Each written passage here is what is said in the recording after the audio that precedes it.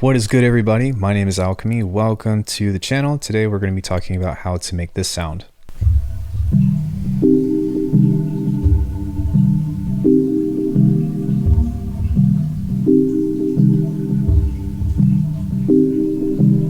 Man, I just love these kinds of things. It's super simple, and that's kind of why I wanted to cover this, is because it gives you a lot without having to put a lot in.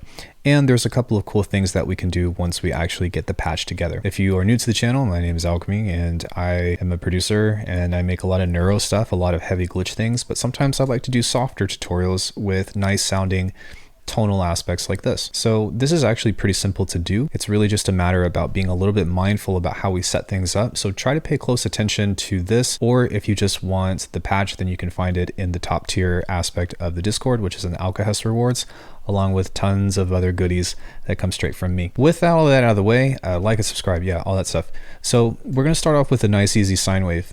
And what we want to do is we want to grab an LFO right here.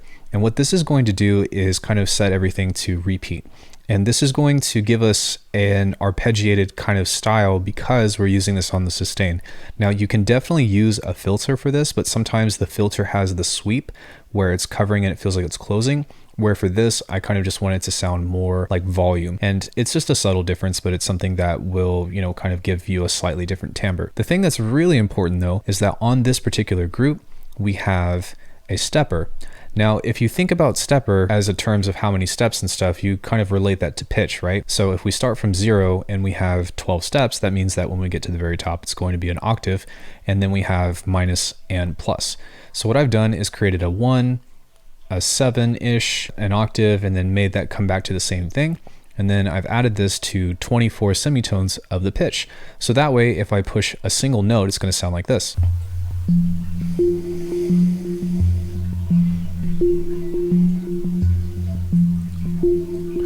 And that together with this is going to make it kind of give the cool sound. So one thing to be mindful of though is if you take a look right here, you can see that this is on 16 out of 16 and this one is 4 out of 16.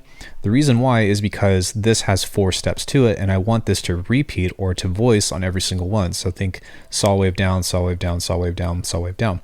So in that aspect, you can see why the change of speed is a little bit different. So over here, on these, we've got a couple of different things, which we'll go into now. These are 2 triangle waves. One of them is at just regular, and the other one is at a 7th. And I have this coming in on both times on the volume. And what this is going to do is give us a nice, easy pad. What makes this really interesting though, is that you can see here that the master pitch is untouched. And so whenever we play any note, this pad is going to play the way that it's intended. But since we have this on the pitch of the oscillator here within the LFO, it's not being affected by that. So it's an independent thing.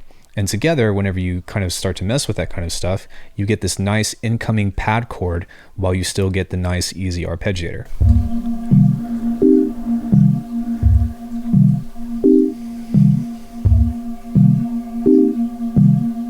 And you can kind of hear how there's that nice background layer that's kind of giving it just a little bit more ambiance. So aside from that, we didn't really do much. There's just a delay on ping pong mode that's set to 50% mix.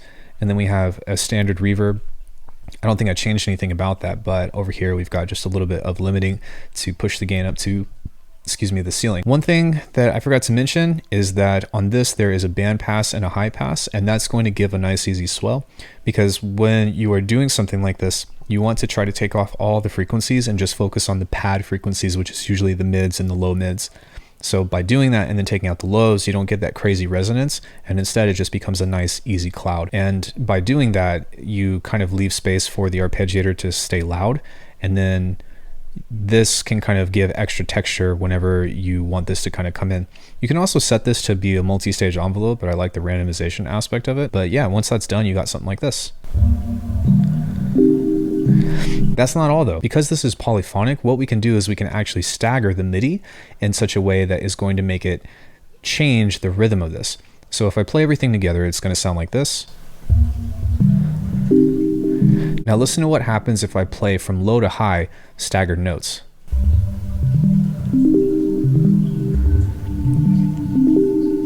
That's awesome. Let's add a 4th one.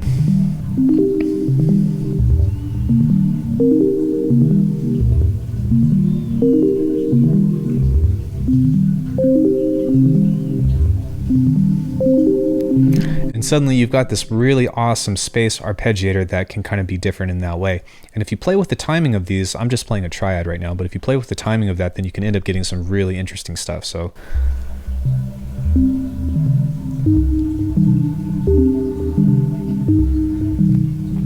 this stuff just makes me smile. It's just so pretty.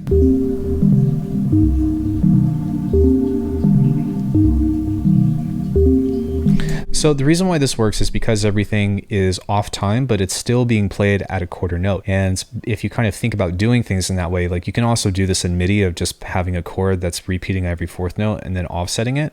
But you get some interesting syncopations from that, but without having to do that too far. So hopefully this video was informative to you with making bells and just making stuff that sounds pretty in general.